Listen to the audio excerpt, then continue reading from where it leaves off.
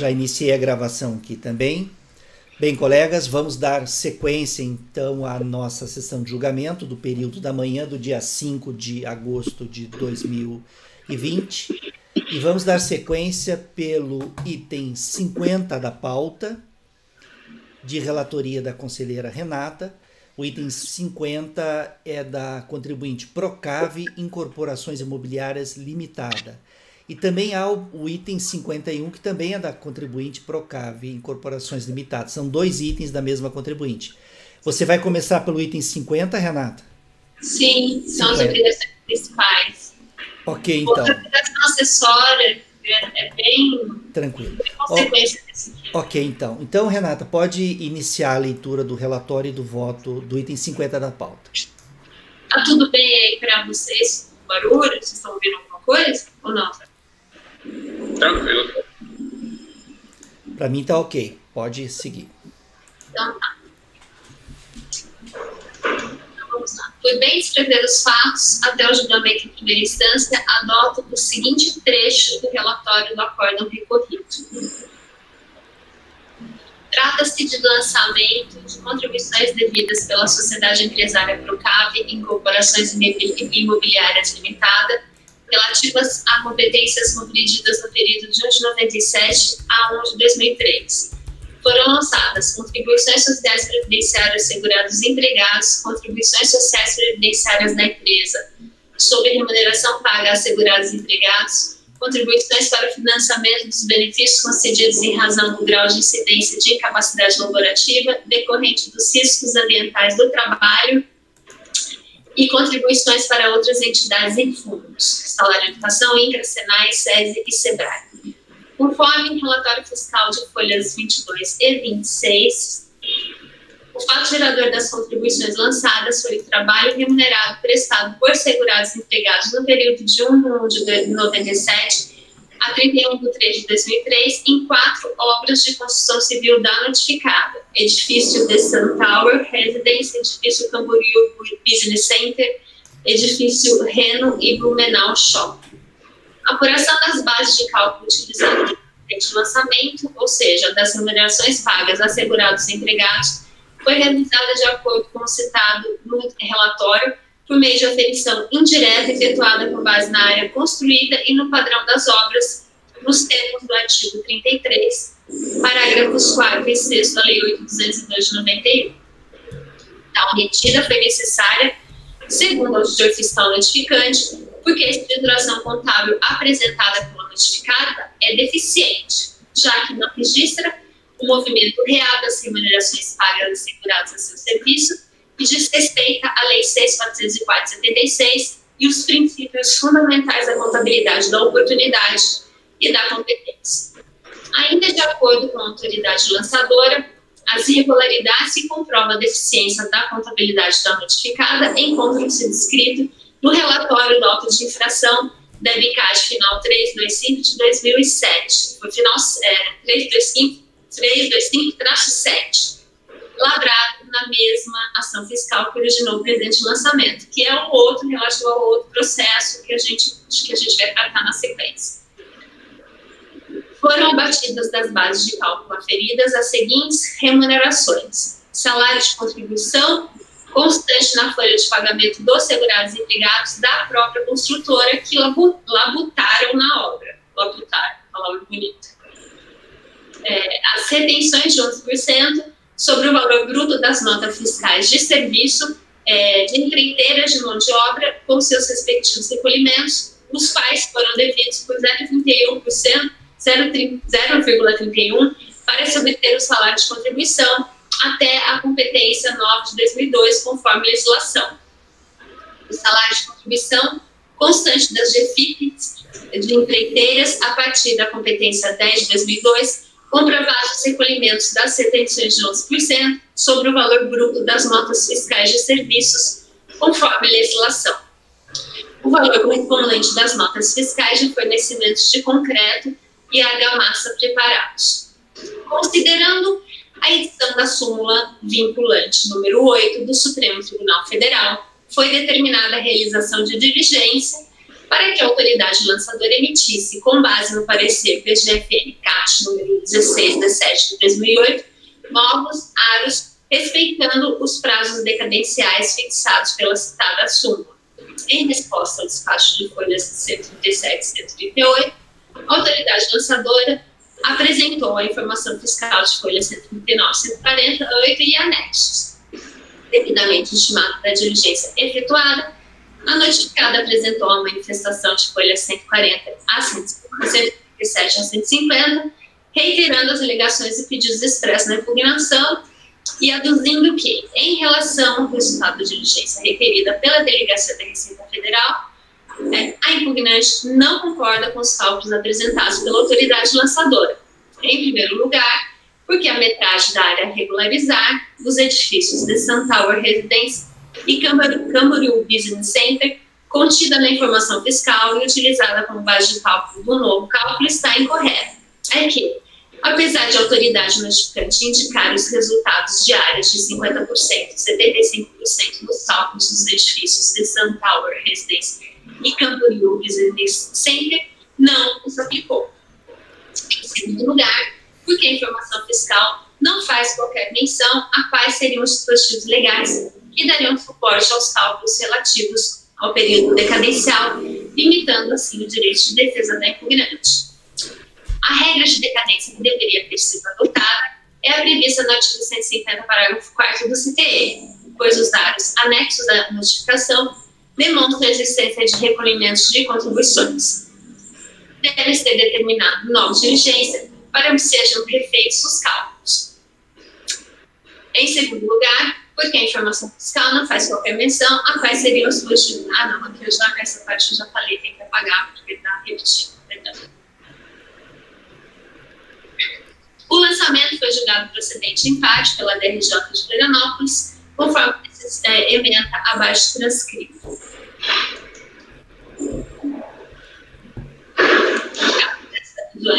Do lançamento. Peraí, decisão abaixo transcrito. Notificada essa decisão, o contribuinte apresentou recurso voluntário, no qual reitera as alegações constantes de sua impugnação. Não houve contra-razões, é o relatório. O recurso é tempestivo e atende aos demais requisitos de admissibilidade, pelo que dele conheço. Trata de notificação fiscal de lançamento de contribuições devidas à Seguridade Social, correspondente à parte segurado da empresa, financiamento de benefícios concedidos em razão do grau de incidência de incapacidade laborativa, decorrente dos riscos ambientais sobrados, SAT, e destinadas a outras entidades e fundos, cujo fato gerador é o trabalho remunerado prestado por segurados empregados no período de 1 de 1 de 97 a 31 de 1 de 2003 em 4 obras de construção civil de responsabilidade do contribuinte, que são esse edifício de Sun Tower Residence, edifício Camboriú Business Center, edifício Terem e Blumenau Shopping, apurados por aferição indireta, de acordo com o artigo 33, parágrafo 6º da Lei 8.202 de 91, com base no aviso para regularização de obras. Conforme relata a autoridade fiscal, no exame de auditoria da contabilidade da empresa, constatamos que formalidades legais intrínsecas na sua explicação contábil apresenta desobediência aos preceitos da Lei 6.404 de 76 e na observância aos princípios e convenções contábeis geralmente aceitos e de normas brasileiras de contabilidade editadas, dentre os quais destacamos o da oportunidade, refere-se simultaneamente à tempestividade e à integridade do registro do patrimônio e das suas mutações, determinando que este seja feito de imediato com a execução, com a extensão correta. A integridade diz respeito à necessidade das variações serem reconhecidas na sua totalidade, isto é, sem qualquer falta ou excesso. Já a efetividade obriga a que as variações sejam registradas no momento em que ocorrer, pois sem o registro no momento da ocorrência, ficarão incompletos os registros sobre o patrimônio até aquele momento, e em decorrência insuficientes quaisquer demonstrações ou relatos e falseadas as conclusões e diagnósticos. A empresa, ao deixar de registrar mão de obra no momento em que essas ocorreram, deixou de atender a este princípio. Outro princípio não observado foi o da competência, onde custos, despesas e receitas devem ser incluídos na apuração do resultado do período em que ocorreram e que determina quando as alterações no ativo e no passivo resultam em aumento ou diminuição do patrimônio líquido, estabelecendo diretrizes para a classificação das mutações patrimoniais resultantes da observância do princípio da oportunidade. A empresa, ao deixar de contabilizar custos de despesas de determinada competência em outra, deixou de atender a este princípio. Em face de a contabilidade da empresa não refletir sua real situação econômica e financeira, comissão de fatos geradores de contribuições previdenciárias, principalmente mão de obra, cabe à fiscalização efetivar o lançamento por habilitamento, tudo de acordo com a Lei 8.212 de 91. Apresentada a impugnação, considerando a edição do enunciado de súmula vinculante número 8 pelo STF, foi determinada a realização de diligência pela DRJ para que a autoridade lançadora emitisse, com base no parecer PGFN Caixa 1617 de 2008, novos áreos, respeitando os prazos decadenciais fixados no citado enunciado. Em resposta à diligência, a autoridade lançadora apresentou a informação fiscal de folha 158 a 163. O lançamento foi julgado procedente, em parte, pela DRJ, exonerando do crédito o montante de R$ 921.972,53 e mantendo o restante da exigência, que totaliza R$ 56.592,34, conforme demonstrado no discriminativo analítico de débito retificado que está a folha 173 e 74. No que diz respeito ao procedimento de aferição indireta, o entendimento da autoridade lançadora foi ratificado pelo julgador de primeira instância. Passemos à análise das alegações do recorrente. Nulidade do acórdão recorrido. Em seu recurso voluntário, o recorrente alega a nulidade do acórdão recorrido por cerceamento do seu direito de defesa, porque o julgador APO não teria analisado argumentos trazidos em sua NFL, em sua impugnação, suficientes por si sós para afastar as exigências constantes da presente NFLD. Afirma que o julgador não se manifestou sobre o caráter excepcional da aferição direta, a falta de comprovação da ocorrência de fatos geradores das supostas irregularidades contábeis apontadas, o desprezo pelo fisco do princípio da verdade material e a insignificância dos valores apontados como irregulares, comparados ao volume de negócios mantidos pela empresa para desconsiderar a sua contabilidade. Todos argumentos constantes de sua impugnação que afirma não terem sido enfrentados pelo julgador de primeira instância. Entendemos que não tem razão recorrente. Com efeito, conforme se constata do trecho do acórdão recorrido abaixo do produzido, ao tratar do arbitramento, o julgador APO enfrentou todas as questões acima apontadas pelo recorrente no item 4 do acórdão. E no item 4 do arbitramento, ele fala: o lançamento é procedimento administrativo pelo qual a autoridade fiscal constitui o crédito tributário, verificando a ocorrência do fato gerador da obrigação correspondente, determinando a matéria tributável, calculando o montante do tributo devido, identificando o sujeito passivo e, sendo o caso, propondo a aplicação da penalidade cabível. Ordinariamente, o lançamento deve ser feito com base na escrituração contábil e demais documentos fiscais fornecidos pelo próprio sujeito passivo, ocorre, habitualmente, as autoridades fiscais deparam-se com sujeitos passivos que não só deixam de recolher os devidos, mas também não cumprem obrigações acessórias ou as fazem de modo errôneo ou incompleto.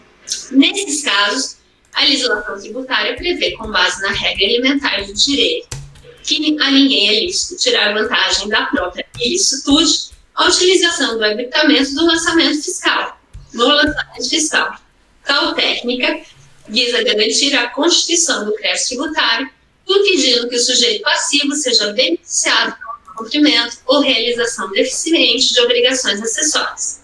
No presente caso, as responsabilidades apuradas pela autoridade fiscal para demonstrar deficiências na escrituração contábil da notificada não registro do movimento real da remuneração dos segurados a seu serviço e da Lei nº 6.404/76 e os princípios fundamentais de contabilidade da oportunidade da competência que não foram alcançados pela decadência,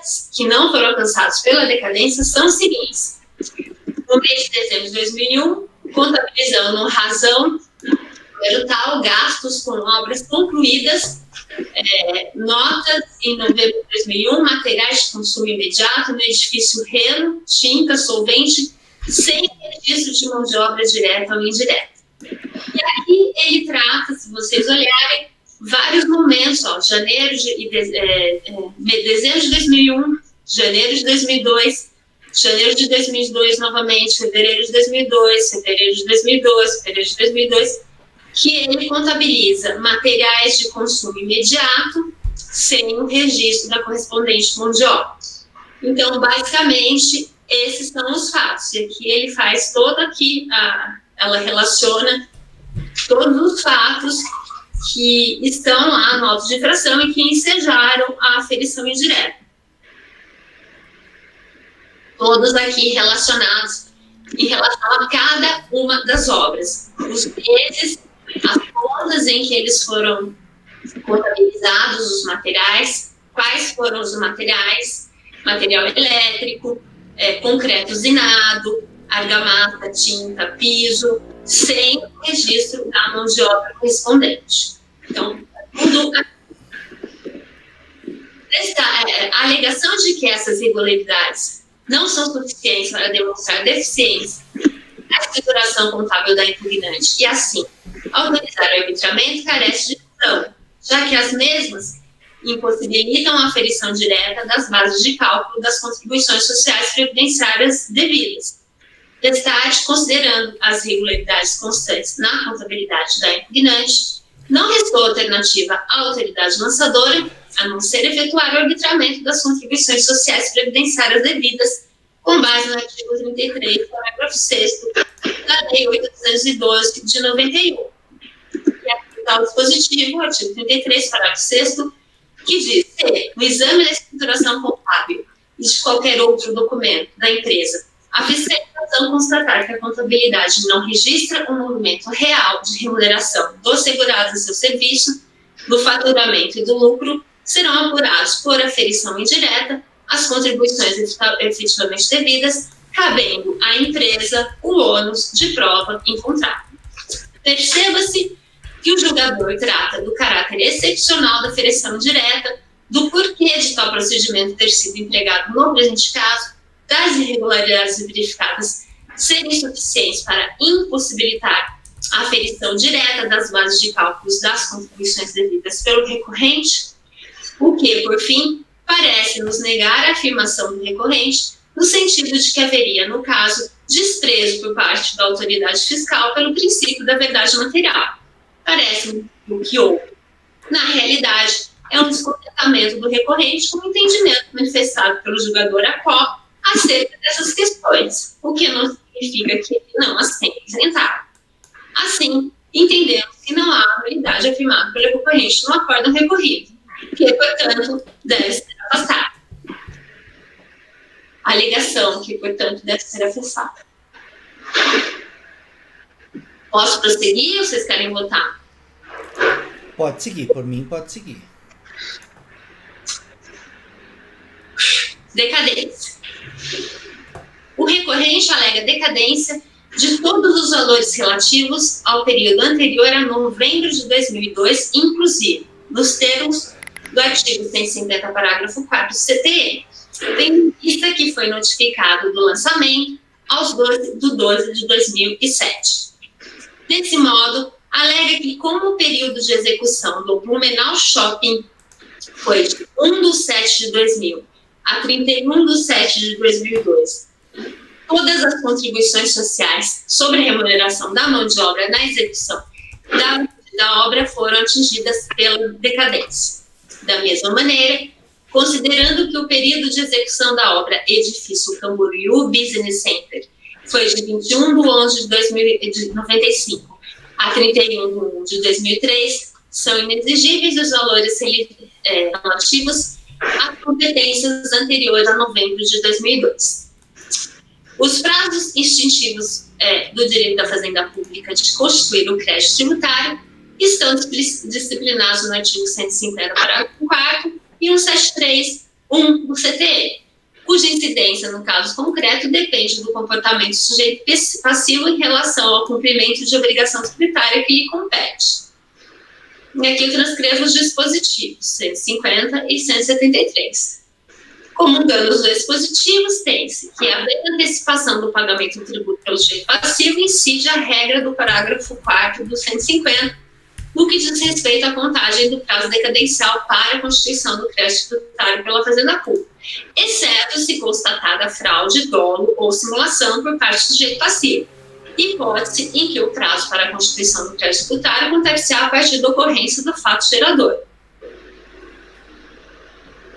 Do primeiro dia útil, né? Por outro lado, não havendo antecipação do pagamento do tributo pelo sujeito passivo, ou sendo constatada fraude, dolo ou simulação, incide então a regra do artigo 173, inciso 1 do CTE. E o termo inicial para o prazo decadencial para o crédito tributário será o primeiro dia do exercício seguinte àquele em que o lançamento poderia ter sido efetuado.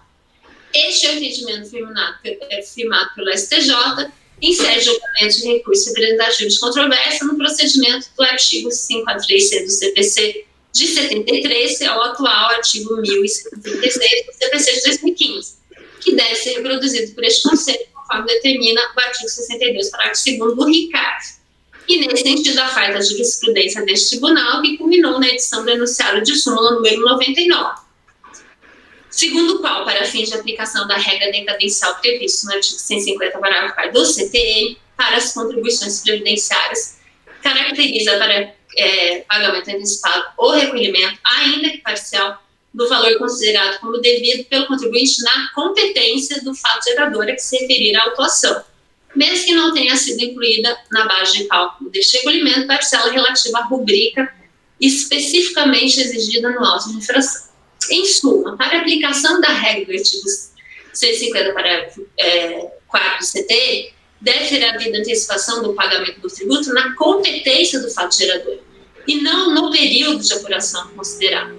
No presente caso, conforme consta da decisão que recorri da folha 185, cabe ressaltar que as contribuições relativas ao edifício The Sun Tower Residence, cujos fatos geradores ocorreram nas competências 2 de 2001 a 8 de 2002, as contribuições relativas ao edifício Camboriú Business Center, cujos fatos geradores ocorreram nas competências 2 de 2001 a 8 de 2002, e as contribuições relativas ao edifício Blumenau Shopping, cujos fatos geradores ocorreram na competência 3 de 2002, foram consideradas decadentes devido à existência de recolhimentos considerados pela autoridade lançadora nas citadas competências, conforme demonstrado nos atos de folhas 28 a 34, 35 a 39 e 45 a 48, o que implicou na aplicação da regra contida no artigo 150, parágrafo 4 do CTE.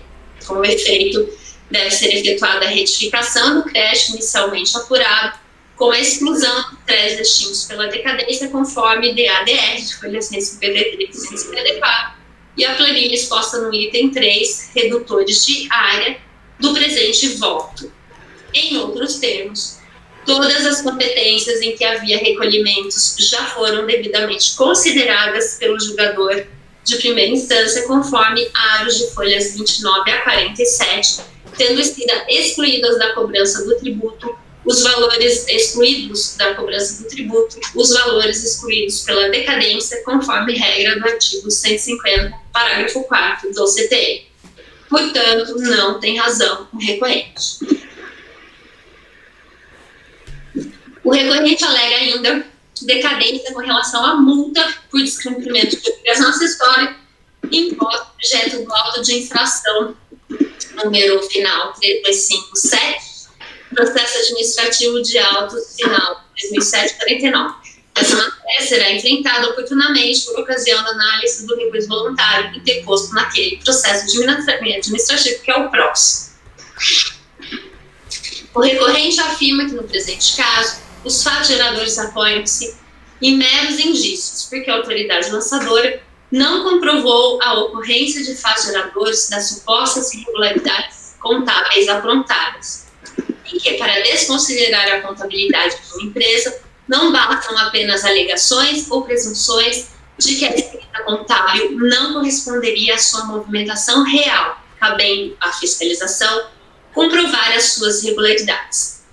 Afirma que a existência de escrituração de despesas de materiais de consumo imediato sem o respectivo registro da mão de obra não autoriza a desconsideração da contabilidade, pois não é fato suficiente para presumir que fatos geradores de contribuições sociais previdenciárias não foram contabilizados. Alega que isso pode se dar em razão de diversos motivos que não constituem infração, como, por exemplo, cita, somente para demonstrar que a premissa de que partiu a fiscalização é equivocada, as seguintes hipóteses.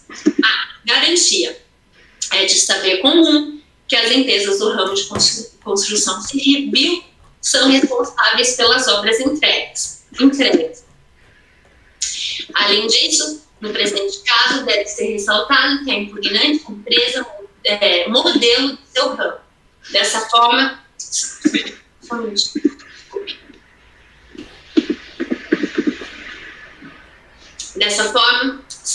minutinho, Rê. O Chico está com o microfone aberto, está dando retorno. Ah, pronto, desculpe. Obrigado, Rafael. Dessa forma, sempre que há qualquer problema de responsabilidade da empresa nas unidades entregue, a mesma efetua reparo em garantia. Quando isso ocorre, a impugnante arca com o material necessário ao reparo e a empresa contratada para efetuar a obra, empresa terceirizada, se responsabiliza pela mão de obra. Tal situação é completamente comum no ramo da impugnante, estando inclusive prevista em contrato, documento número 6. Além disso, neste ponto, cumpre frisar que, tendo em vista ser impugnante empresa de alto padrão, não raras vezes visando a satisfação completa dos seus clientes, concorda em arcar com despesas de materiais necessários para alterar algum ponto da obra que não agradou os seus proprietários, mesmo não se tratando de defeito coberto pela garantia, sendo que, nesses casos, o condomínio arca com a despesa de mão de obra. Estoque. A compra de material sem respectiva mão de obra também não configura qualquer infração às normas de contabilidade, porque, em vários casos, o material é comprado, mas não é utilizado no mesmo mês.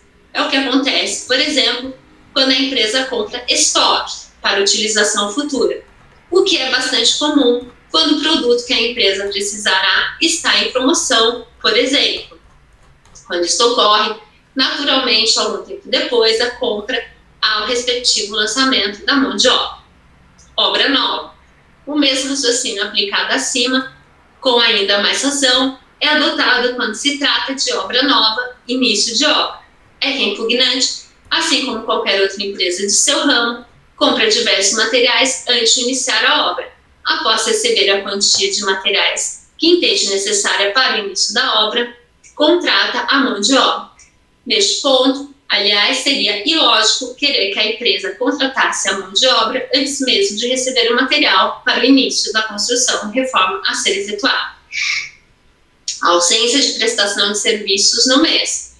Além dos exemplos acima informados, observa-se que, diferentemente do que parece entender a fiscalização, não há qualquer determinação legal, por motivos óbvios, que obrigue a empresa a contabilizar, no mesmo mês da compra de materiais, a mão de obra utilizada. Até porque, como visto, existem diversos motivos que justificam a inexistência de mão de obra em determinados casos, ou a prestação de contas e cobrança posterior da mão de obra pelas contratadas. Em suma, a irregularidade no caso trata-se da escrituração de despesas de materiais de consumo imediato sem o respectivo registro de mão de obra. Embora o recorrente insista que o fato gerador de tais irregularidades não ficou comprovado no presente caso, entendemos que não tem razão. Com efeito, ao tratarmos linhas acima da nulidade do acórdão recorrido, transcrevemos o item 4 daquela decisão, que cuida do arbitramento. Neste ponto, o acórdão recorrido relaciona todas as irregularidades apuradas pela autoridade fiscal que demonstram as deficiências na escrituração contábil do recorrente. Desse modo, independentemente das razões que as ensejaram, fato é que as irregularidades existem e foram sobejanamente demonstradas. A respeito delas, o recorrente as justifica ao argumento de que decorrem de 3 situações, quais sejam obras concluídas, garantia, obras em fase de conclusão, mão de obra já paga e pagamentos após o encerramento da etapa para a qual foram contratadas. Com relação ao item A, esclarece que utilizava mão de obra terceirizada em seus empreendimentos, com quem celebrava contratos que previam a garantia dos serviços prestados, de modo que, nos casos de necessidade de reparos na obra, o material utilizado seria pago pela recorrente e a mão de obra ficaria a cargo da empreiteira que realizou o serviço anteriormente, mesmo quando o reparo ocorresse após o término da obra, garantia. Assim, afirma que o contrato anexado à folha 149 demonstra que o recorrente utilizava a mão de obra terceirizada e que as empresas contratadas davam garantia dos serviços prestados. Com relação ao item B, afirma que os valores pagos à empresa terceirizada eram contratadas por etapa da obra, mas os pagamentos eram realizados por mês, ou seja, dividia-se o valor total da etapa pelo prazo previsto para a sua conclusão. Entretanto, por razões adversas, a conclusão de algumas fases das obras relacionadas atrasavam, principalmente no que se refere aos acabamentos, mas a recorrente terminou de pagar as parcelas de algumas etapas antes mesmo de elas serem concluídas. Ou seja, a empresa contratada extrapolou o prazo para a conclusão da obra, mas os pagamentos da obra foram feitos pela recorrente conforme o cronograma. Por este motivo, em alguns meses, geralmente no final da obra, realmente não havia contabilização de pagamentos de mão de obra, pois não havia nenhum pagamento, tendo em vista que a empresa contratada estava finalizando etapas da obra que já haviam sido pagas. Finalmente, com relação ao item C, afirma que se trata de pagamento de mão de obra após o término do serviço ou etapa para a qual a empreiteira foi contratada. Conclui assim que, ao contrário do que entendeu o acórdão recorrido, não houve nenhuma irregularidade na escrituração contábil da recorrente, que recolheu todos os tributos devidos.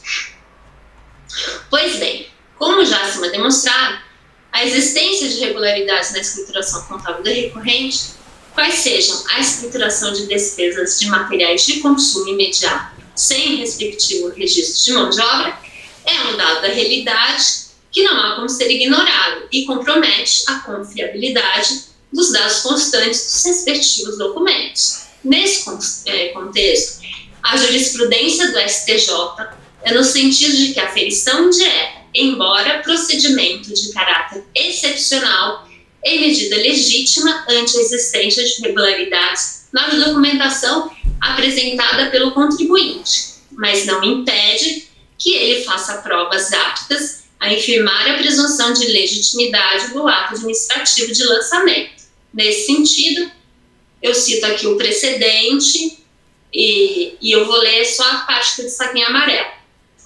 A apuração indireta do tributo, previsto no artigo 33, parágrafo 6º da Lei 8.2/1991, de 91, guarda simetria com a previsão do lançamento por arbitramento do artigo 148 do CTN, bem como de outros normativos existentes no campo tributário, e representa a forma de constituição do crédito tributário, revestindo-se de excepcionalidade a ser aplicada quando verificada absoluta ausência ou imprescindibilidade ou imprestabilidade da documentação contábil e fiscal da empresa, constituindo irregularidade insanável. A aferição indireta perpetrada pela autoridade tributária não obsta o direito do contribuinte de, em observância aos princípios do contraditório e da ampla defesa, ilidir a presunção de legitimidade dos atos fiscais da Constituição por arbitramento, pois somente a irregularidade insanável, entendido como aquela que inviabiliza no todo a apuração do tributo, justifica a constituição do crédito nesta modalidade. o artigo 33, parágrafo 6º da Lei 8.292 de 91, bem como o 148 do CPN, representam a concretização normativa do princípio da verdade real em matéria tributária, dando aso para que a empresa contribuinte, rendendo homenagem ao citado princípio, possa contestar o lançamento tributário na via administrativa ou judiciária. Inúmeros são os precedentes do STJ nesse mesmo sentido, dentre os quais citamos apenas ilustrativamente os seguintes. Aqui estão os vários precedentes do STJ nesse sentido. Nesse sentido, como bem pontuou a decisão recorrida, o recorrente não apresentou nenhuma prova de que os serviços de construção envolvendo as obras objeto de questionamento nos presentes autos foram objeto de contrato com empresa terceirizada com qualquer tipo de garantia pelos serviços prestados, ou que tais obras já tivessem sido concluídas nas competências em que ocorreram os vários lançamentos contábeis de materiais de consumo imediato questionados. O contrato de folha 149, de fato, é extremamente genérico e não indica quais obras são por ele abrangidas. A esse respeito, o recorrente alega em seu recurso que os contratos apresentados indicam claramente a garantia existente, considerando que as contratadas prestavam serviços para várias obras, não se há de exigir uma cláusula específica para cada obra. Não há necessidade fática nem jurídica disso. Anote que o que há nos autos não são os contratos, mas um único contrato anexado à folha 149, cuja cláusula primeira dispõe expressamente o seguinte: a contratada prestará os serviços segundo as especificações a serem definidas em contratos específicos, cujas cláusulas as partes se obrigam a cumprir fielmente. Portanto, diferentemente do que alega o recorrente, é o próprio contrato, por ele mesmo anexado, que exige em sua cláusula primeira não apenas cláusulas específicas, mas contratos específicos, mesmo porque o contrato de folha 149 se resume a duas únicas cláusulas, quais sejam a primeira, acima transcrita, e a segunda, abaixo reproduzida, e nada mais. E as cláusulas seguintes são essas duas aqui, que diz que a contratada compromete-se a reparar os defeitos que forem constatados nas obras, mesmo após sua conclusão, que seria a cláusula de garantia. O parágrafo único, para fins desse ajuste, consideram-se defeitos o que se consideram os defeitos, e parágrafo segundo, a responsabilidade da contratada perdurar enquanto houver responsabilidade. Mas, por outro lado, a cláusula primeira exige que seja celebrado um contrato específico. Portanto, é evidente que cada obra demanda uma contratação específica, de modo que o contrato anexado aos autos realmente não se presta a fazer a prova que pretende o recorrente.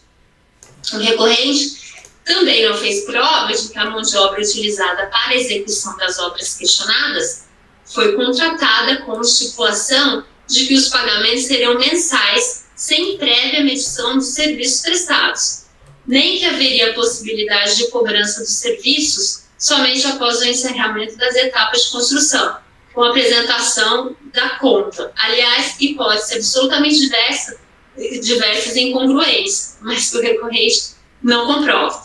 Ou seja, embora demonstradas irregularidades em sua escrita contábil, durante todo o procedimento administrativo fiscal, o recorrente se limitou a contrapor o procedimento de lançamento por aferição direta, mas não fez prova hábil de nenhum dos fatos alegados para elidir a presunção de legitimidade do ato administrativo de lançamento, embora pudesse fazê-lo ainda em sede de recurso voluntário, anexando aos autos cópia dos contratos específicos das obras questionadas, por exemplo, e comprovassem os seus argumentos de defesa. Desse modo, em consonância com o entendimento pacífico do STJ a respeito do tema, entendemos que não tem razão o recorrente em sua resignação. Quanto ao mais, considerando que o recorrente reproduz em seu recurso voluntário os argumentos apresentados em sede de impugnação, sem acrescentar nenhum elemento novo que seja hábil a justificar a reforma da decisão recorrida, nos termos do artigo 57, parágrafo 3º do RICAR, adota os fundamentos da decisão de primeira instância abaixo reproduzidos para que venha integrar o presente voto como razões de decidir. E aqui ele vai tratar do SAT e das contribuições a terceiros, que são assuntos já bastante conhecidos, recorrentes, que eu acho que não é necessário fazer leitura. O que vocês acham? Por mim não precisa, Renata, só se alguém quiser. Eu não faço questão, não, já conheço. Acho que o mais importante mesmo era, de fato, a questão da... Aliás, um ponto que eu quero falar, esse voto da DRJ, esse acórdão, né, foi um voto vencedor, tá? Não foi uma decisão unânime, tá? Teve um julgador da DRJ que entendeu que a aferição indireta aqui, que as irregularidades não seria o caso de aferição indireta, porque eu acho que ele entendeu, ele concordou com a alegação do contribuinte que o fato de ele não ter, que seria diferente, por exemplo, que se ele tivesse feito a aquisição dos materiais e não tivesse registrado a mão de obra durante toda a obra. Mas como houve registro de mão de obra ao longo da obra, que essa irregularidade não seria suficiente para justificar a aferição indireta.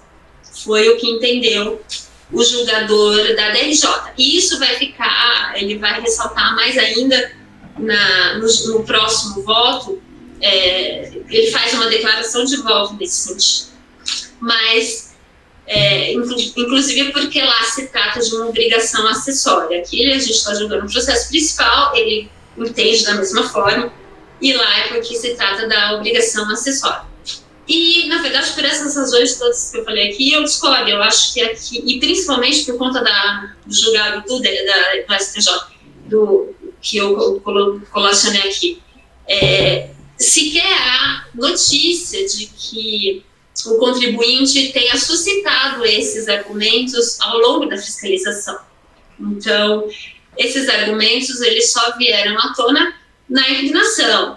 Então, se eles, de fato, eram argumentos de defesa, ele podia ter, não só como argumentos, mas como elementos de prova, ele já podia ter apresentado isso na fiscalização. Se não fez, ele podia ter trazido na impugnação. E se não fez, podia ter trazido no recurso voluntário. E, assim, as irregularidades estão lá, existem. Então, para mim, eu entendo que sim, que está suficientemente comprovado. E é isso, mas eu acho que eu quis dizer para vocês, porque teve um voto vencido de um julgador da DRJ.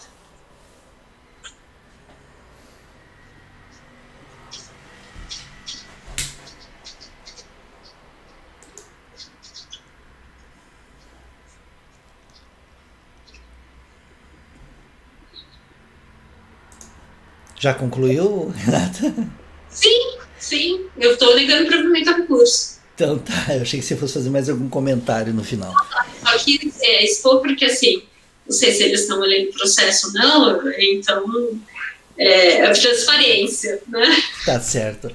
Colegas, em relação ao item 50 da pauta, do contribuinte Procave Incorporações Imobiliárias Limitada, a conselheira relatora está encaminhando por negar provimento ao recurso voluntário. Alguém gostaria de fazer algum comentário em relação ao processo ou em relação ao voto? Não? Alguém diverge do voto da relatora? Ninguém diverge? Também não. Então... O Gregório está congelado a imagem. Estou congelado? Está me ouvindo? Tá. Estamos ouvindo. Mas eu acompanho a relatora. Ok. Então, colegas, em relação ao item 50 da pauta, do contribuinte Procave Incorporações Imobiliárias Limitada, ficará assim o resultado. Acordam os membros do colegiado, por unanimidade de votos, em negar provimento ao recurso voluntário. Renata, o próximo item é do mesmo contribuinte? E é a mesma coisa. A única A questão é que ele é de obrigações acessórias, mas é exatamente a mesma coisa, porque o que ele está defendendo... Tanto que ele tentou trazer para cá a defesa da obrigação acessória, eu disse que não, eu analisaria ali. Mas é a mesma coisa, o fundamento é exatamente o mesmo, ele defende pelas mesmas razões. Tá, eu abri o processo aqui, o voto, né? Estou dando uma olhada. De fato, as mesmas razões, né? A mesma argumentação. E você nega provimento também nesse outro. Também, né? Exatamente. Da mesma maneira, pelos mesmos fundamentos e exatamente da mesma maneira. Ok. Colegas, em relação ao item 51 da pauta, também da contribuinte Procave Incorporações Imobiliárias Limitada, a conselheira relatora está encaminhando por negar provimento também. Alguém gostaria de comentar esse outro processo? Também não. Alguém diverge do voto da relatora? Também não. Então, em relação ao item 51 da pauta, ficará assim: acordam os membros do colegiado, por unanimidade de votos, em negar provimento ao recurso voluntário. Agora, vamos... nós temos 12:30, praticamente. Acho que dá para fazer aquele seu, né, Rafael? Antes do almoço, né? Aquele seu processo que era de... viu, Renata? Nesses 2 processos seus, aí você coloca que a data de hoje, tá? Tá certo. Ele foi iniciado ontem, o julgamento, né? Não. Não chegamos a julgar. Nem deu tempo. Ele está sendo julgado integralmente hoje, né? Então tá. Julgamento realizado na sessão de 5 de agosto de 20 no período.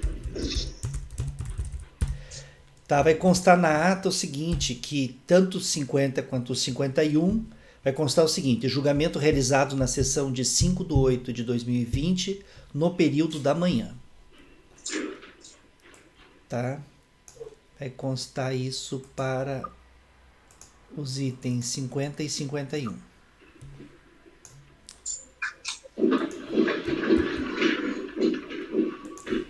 O meu é o 61. Tá. Agora, colegas, vamos passar para o item 61 do Rafael. Nós até começamos a querer julgar, mas não iniciamos propriamente o julgamento. Então vamos iniciar agora o julgamento, né? A gente quis começar, mas daí não deu tempo.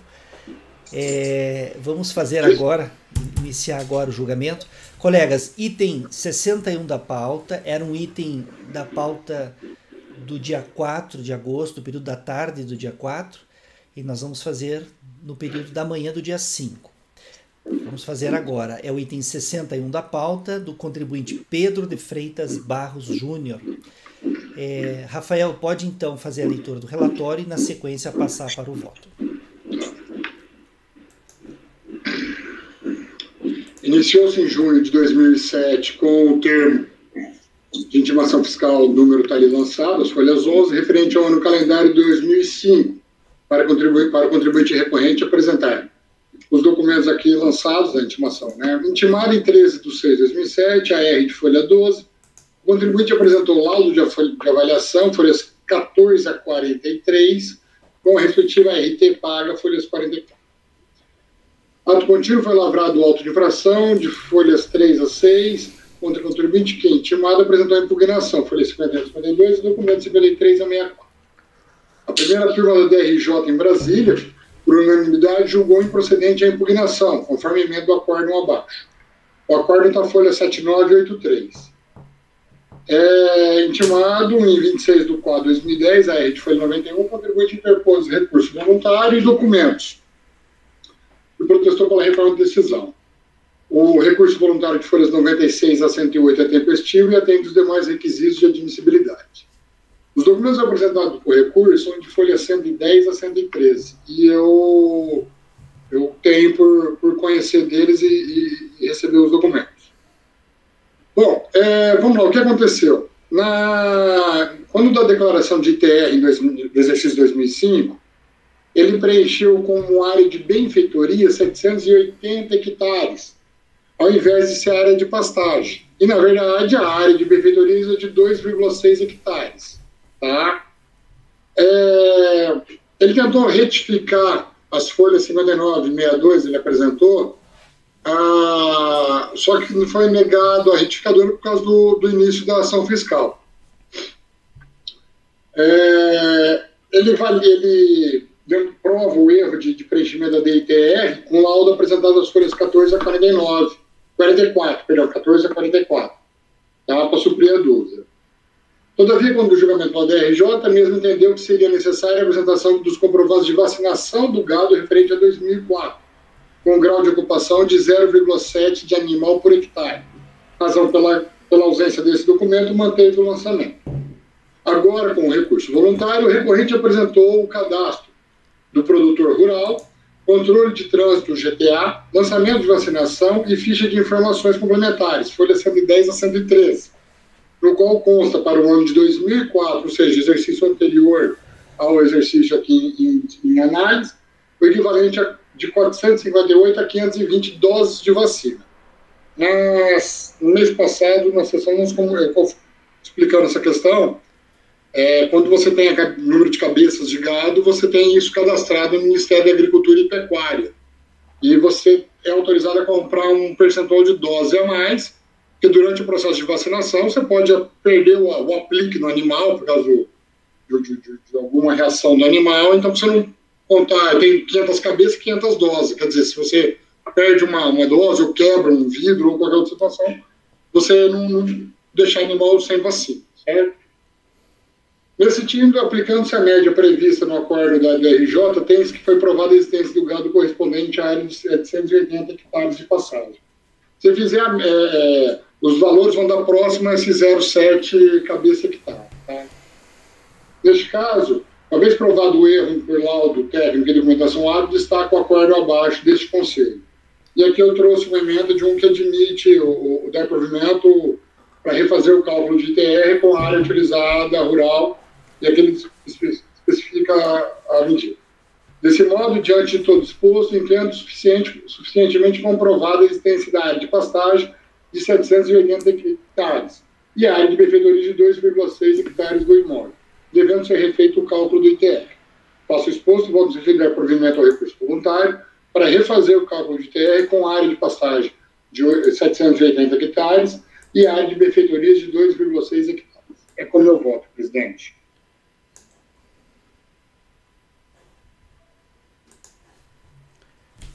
Ok, Rafael.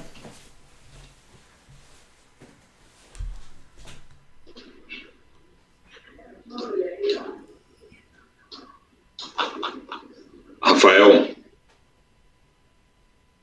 Manda.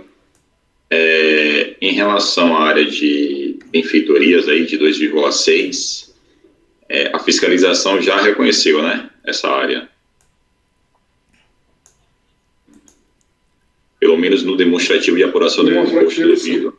Está lá, 2,6, porque o contribuinte declarou 800 como área de benfeitorias e ela reconheceu 2,6. E a reconheceu 2,6. Aí o contribuinte fala justamente que essa diferença aí, na verdade, seria até maior, né? Mas que essa diferença aí seria a área de pastagem. Aí ele defende 780. Então, a rigor, esse valor de 2,6 aí, eu não vi o recurso do contribuinte, mas se ele pediu, ele não tem interesse, né? Vou chegar lá no recurso agora. Deixa eu ver o pedido dele. Peraí, deixa eu confirmar o pedido dele.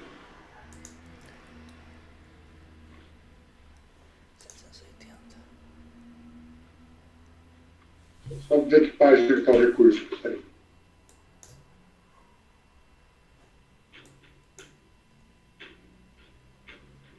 Na verdade, o que ele pede é que na correção seja retificada o grau de utilização de 4,7% para 0,15%.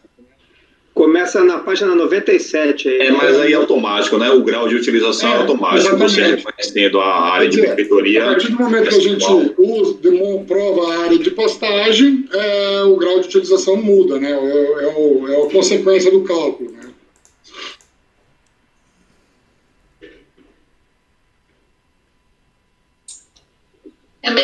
ele já reconheceu 2,6, você não tem que reconhecer de novo, né, Rafa?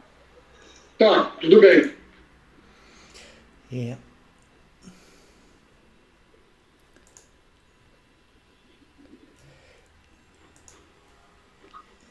As benfeitorias foram reconhecidas pela fiscalização, ela só glosou as 2 e ela só admitiu essas 2,6. Isso.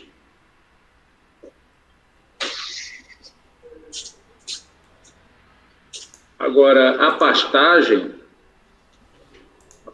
aí está entrando naquele campo lá que a gente tem discutido muito, né? A pastagem não está na autuação, né? Na verdade, não é aquele caso. Aqui eu acho que é um pouco diferente, porque o contribuinte declarou uma área de benfeitorias de 800. Aí ele foi intimado a comprovar essa área. Aí na intimação ele falou, na verdade eu declarei errado. Boa parte disso daqui, quase a totalidade, 780 hectares, na verdade é pastagem. Então ele já informou isso lá. Não é a fiscalização se debruçar sobre uma área, comprove aqui a área de pastagem. E aí na impugnação ele vinha trazer, mesmo assim eu acho que deveria conhecer, né? Ele trazer, também tem uma área de produtos vegetais aqui que eu não informei lá e eu estou pedindo para ser reconhecida aqui no processo administrativo. Não é esse caso. Na fiscalização ele falou, essa área de benfeitorias aqui está errada. Não é toda ela que é benfeitoria, na verdade, boa parte dela é pastagem. Agora na maioria, vou dizer a maioria, mas muitos casos que a gente discute naquelas situações, a retificação às vezes é essa mesmo. Ele alega, não, isso não é essa área, é essa aqui. Mas nos casos que a gente analisou, pelo menos na sessão passada, era assim, um contribuinte intimado para comprovar a existência da área de pastagem, por exemplo, e aí ele aproveita que está nesse momento de fiscalização e fala, também tem uma área de produtos vegetais aqui, que apesar de eu não ter declarado lá, eu quero que seja reconhecido agora. Isso acontece também. Na verdade, aqui ele está tentando fazer a retificadora para corrigir a área de pastagem tão somente. E aí a DRJ não acatou porque ele não trouxe comprovação de vacinação, que são os documentos que ele apresenta no recurso. Eu concordo, perdão, Francisco, eu concordo com a rede, tirar essa parte da área de benfeitorias, até porque não teria nem por que ser citado. Oi, Francisco. Não, e assim, naquela linha que a gente estava, se bem que tem um voto aí em vista, né, não sabe como é que vai ficar, se a DRJ analisou, como a gente está julgando a decisão da DRJ, de certa forma, eu não sei, mas a gente talvez entra naquele nevoeiro ali que a gente precisa definir essa posição, né, se avança ou não avança nessa análise, né? Viu, Francisco? A DRJ diz assim, porém, na hipótese levantada, o lançamento regularmente intimado somente poderá ser alterado nos termos do artigo 145, inciso 1 do CTN, em caso de evidente erro de fato, devidamente comprovado através de provas documentais hábeis e idôneas previstas na norma de execução COFINS número 3 de 2006, de 29 de maio de 2006, aplicada ao ITR 2005, o que, no meu entendimento, não ocorreu, considerando-se a exigência de outros documentos para a comprovação da pretendida área servida de pastagem, né, de 780 hectares. Ou seja, a DRJ reconhece a possibilidade de retificação por erro de fato no preenchimento, ela reconhece, e ela só não está acatando porque o contribuinte não teria comprovado lá para a DRJ, em primeira instância, que realmente essa área teria sido usada para pastagem, né? E segundo o Rafael, foi trazido agora... Seria uma reclassificação, né? De fato, que já está no processo, né? Então, nesse caso aqui, parece que E aí o contribuinte trouxe com recurso, Rafael, comprovação da vacinação, né? E o que ele trouxe para comprovar a vacina? Lembra naquele outro caso lá que tinha um documento do Instituto Mineiro lá de... Não, isso não veio. Ele trouxe o que, assim, para comprovar? Ele trouxe aqui o cadastro de produtor rural, né? Pega a página 110, que a gente tinha o processo aberto. Ele trouxe o cadastro de produtor rural, que é a Agência Estadual de Defesa de Agropecuária, onde consta que o que consta na propriedade, de macho, fêmea, o corte de animal. Trouxe o controle de trânsito de GTA, de animal, e os dados de venda e os dados da nota de compra de vacinação, dose animal.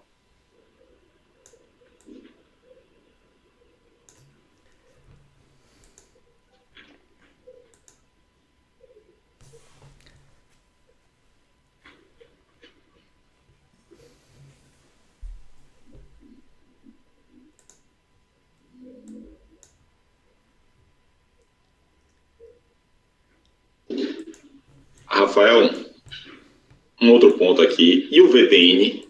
Não foi questionado. Não foi? Não foi impugnado, não foi questionado e não foi nada. No recurso, eu acho que ele questiona o VTN, viu? O arbitramento do VTN pela fiscalização. Não sei na impugnação como é que está.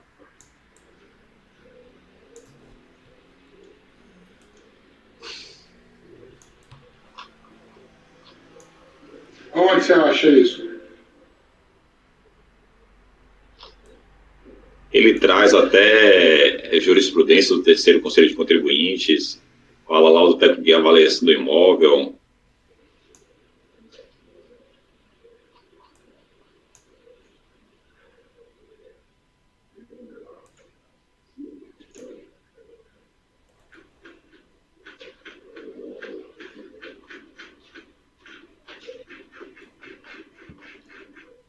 Ele fala que no processo administrativo fiscal não podem ser admitidas surpresas e nem alegações de conveniência, uma vez requerida a apresentação dos laudos com o meio de provar a existência das áreas de pastagem e valor do VTN, e não atendida pelo contribuinte, este será apinado com arbitramento. Por outro turno, se os referidos documentos chegam ao processo, ele apresentou laudo de avaliação do VTN, de avaliação do imóvel? Deixa eu pegar, peraí, Gregório. Ele fala que se os documentos foram apresentados, não se pode aceitar que sejam rejeitados sob a alegação de que não foram suficientes para convencer o douto julgador.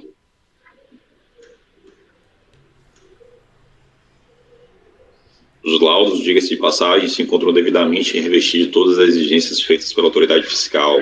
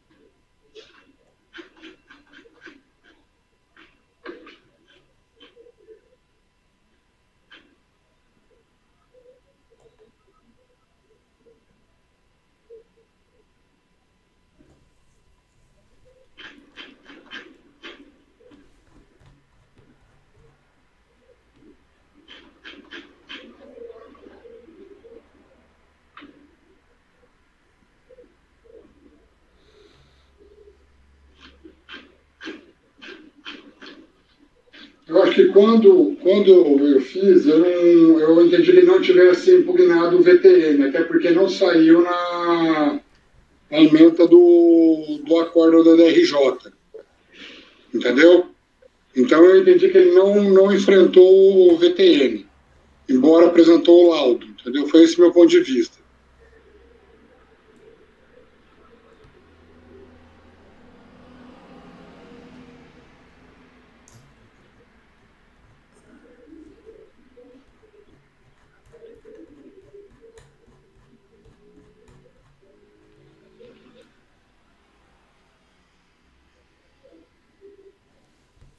Até porque no pedido dele ele não pede, ele pede somente que seja retificada o grau de utilização.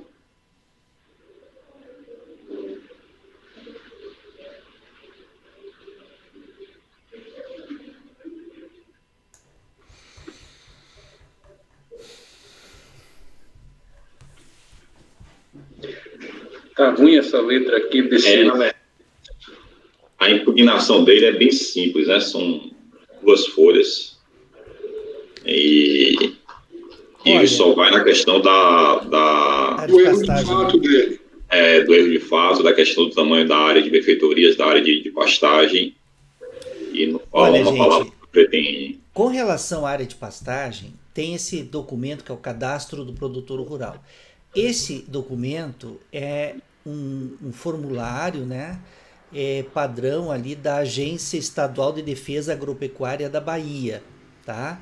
É um documento de um órgão estadual, preenchido pelo próprio contribuinte ou pela pessoa que fez a vacina, que aplicou a vacina, né, que foi esse tal de Clementino Paixão. Porém, no documento tem 2 carimbos de uma pessoa que parece ser gerente. Tá difícil de ler o carimbo, mas eu consigo identificar que é um gerente dessa agência, né? É um gerente local, né? É um engenheiro agrônomo, Lauro AP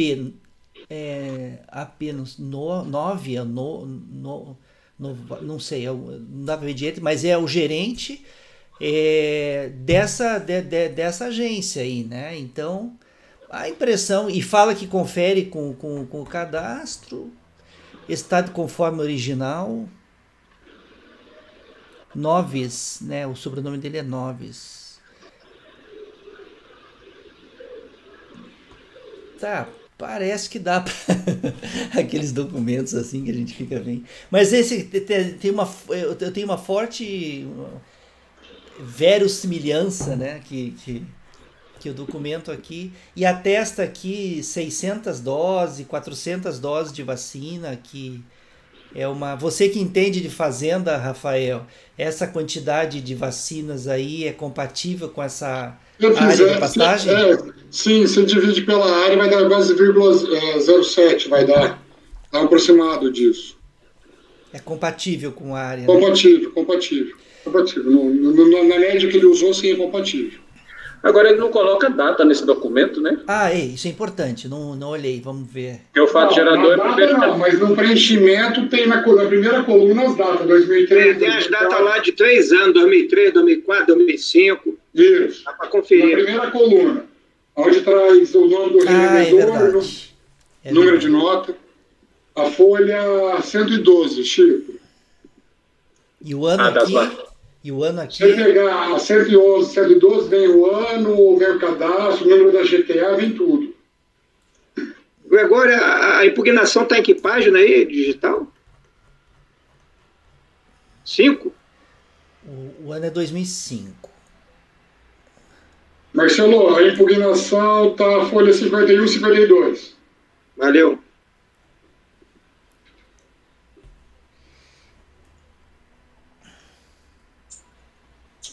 Fica tão lento o arquivo dentro da pasta T, fica difícil até chegar na página.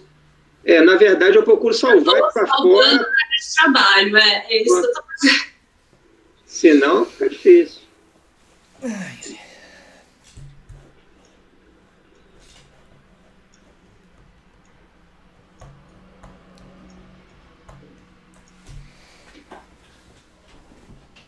Quer que eu leia a impugnação? Tá curta aqui. Você já achou, Marcelo? Achei. Então, na verdade, eu estou alterando só o dispositivo meu aqui, pegando o gancho que a Rê chamou a atenção, dando provimento para retificar, refazer o cálculo de TR com área de passagem de 780 hectares, isso só. Rafael, uma questão de ordem. Deixa eu ver, então, se eu entendi tudo. Bem, ele declara a área de benfeitorias com erro, na verdade ele era a área de pastagem, então ele está restabelecendo a área de pastagem, corrigindo um erro na declaração. Uma dúvida, ele está extrapolando a área declarada originalmente? Não, né? Não. Tá. Não, tá bem. E o valor da terra nua arbitrada pela autoridade fiscal, ele não foi cotejado pelo contribuinte em sede de impugnação, porque foi um valor de terra nua arbitrado pelo próprio documento do contribuinte, pelo próprio laudo trazido pelo contribuinte, não é isso? Não, ele não comenta nada, na verdade, na impugnação. Não, eu falo o lançamento. Não, o lançamento foi arbitrado. Não, mas não foi arbitrado por aptidão agrícola, né? Foi arbitrado pela própria informação do contribuinte, correto? Não. Que ele fala aqui, ó, na folha de lançamento, na folha 6, ele fala, no documento de informação, o valor da terra nua foi alterado, tendo como base valores informados pelo contribuinte no atendimento à intimação. Não foi isso, não. É isso mesmo. Então não tem aptidão, mas foi informado do contribuinte, né? E ele não fala nada também mais da terra nua, acabou a terra nua. É incontroverso, correto? Ele não enfrentou a matéria na impugnação, não. E aí ele enfrenta no recurso. Na verdade, no recurso ele junta as decisões que o Gregório está falando. Ele juntou e pediu que fosse levado em consideração o laudo, tudo isso. Mas ele não ataca, não atacou, né? Tá bom. Tá. Já tô pronto para votar, presidente. Já entendi todos os casos. Mas se ele não enfrentou na impugnação, tem preclusão, né? Não pode trazer no recurso. E no acordo, no recurso dele, eu entendi que ele não enfrentou essa questão, não contesta o VTN, entendeu? Fica na questão da busca da verdade material para corrigir a declaração dele no erro da área de pastagem, não somente isso. Tá. E você está dando provimento... Perdão, Dani. Consequentemente, se ele corrigir, retificar a declaração dele de ITR para 780 hectares de área de pastagem, vai mudar o grau de utilização da área. É consequente isso. E pronto. Então, no entanto, minha decisão é dar provimento ao recurso voluntário para refazer o cálculo do ITR com a área de pastagem de 780 hectares. O que foi preenchido, foi preenchido. É somente essa retificadora da área de pastagem. Perfeito. Eu só estou reconhecendo a área de pastagem, entendeu? Perfeito. Foi uma matéria enfrentada, do meu ponto de vista. Perfeito. Colegas, alguém quer fazer mais algum comentário? Acho que já podemos... Então, o conselheiro relator está dando parcial... Nós estamos tratando aqui do item 61 da pauta. Item 61 da pauta, do contribuinte Pedro de Freitas Barros Júnior, item 61.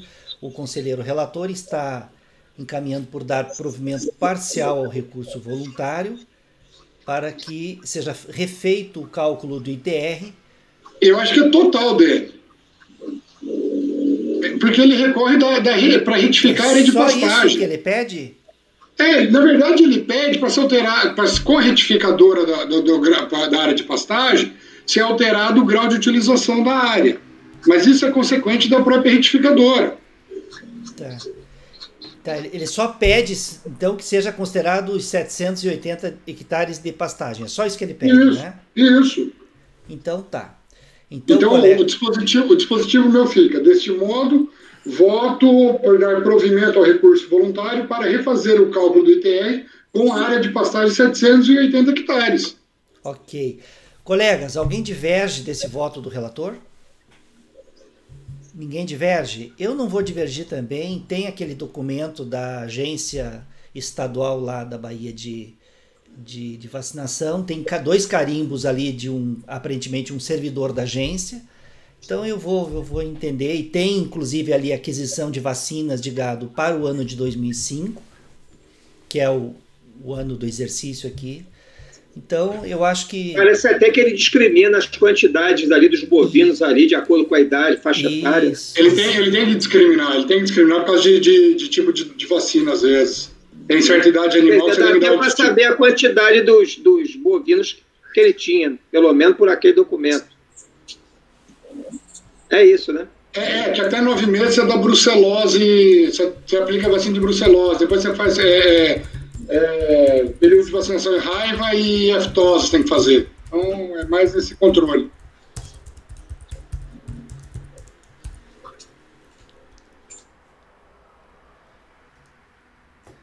Depende, tem que constar que esse processo estava com data de ontem para julgamento e está sendo julgado hoje, tá? Isso. Embora eu vou lançar como data ali o dia 5 de agosto, mas você consta, né?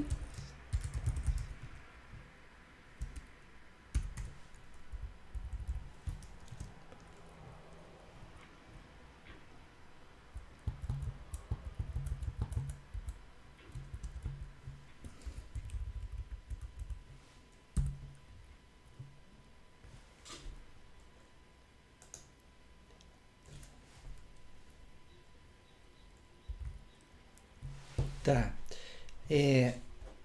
Ficou assim, então, a decisão, colegas. Daí a gente vai almoçar. Acordam os membros do colegiado, por unanimidade de votos, em dar provimento ao recurso voluntário para refazer, acho que para que seja refeito o cálculo do ITR, considerando-se a existência da área de pastagem de 780 hectares. Pode ser assim, Rafael? Da área de passagem em dar provimento para que seja refeito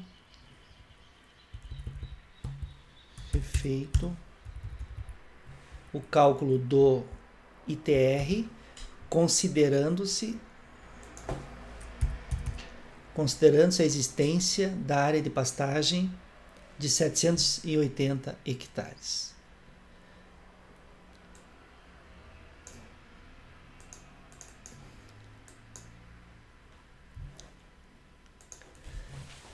Então tá, ele não pede mais nada, né? Não fala mais nada, né? Senão a unidade jurídica fica em dúvida. Deu provimento, mas é só isso e tal. Então tá bom. Então tá, colegas, agora é 1h, né? 13 horas, no meu relógio é 13h02, não sei no de vocês aí. Retomamos então daqui 1h, pode ser? Então, bom almoço para vocês, até daqui a pouco então. Rafael e Francisco podem encerrar a gravação.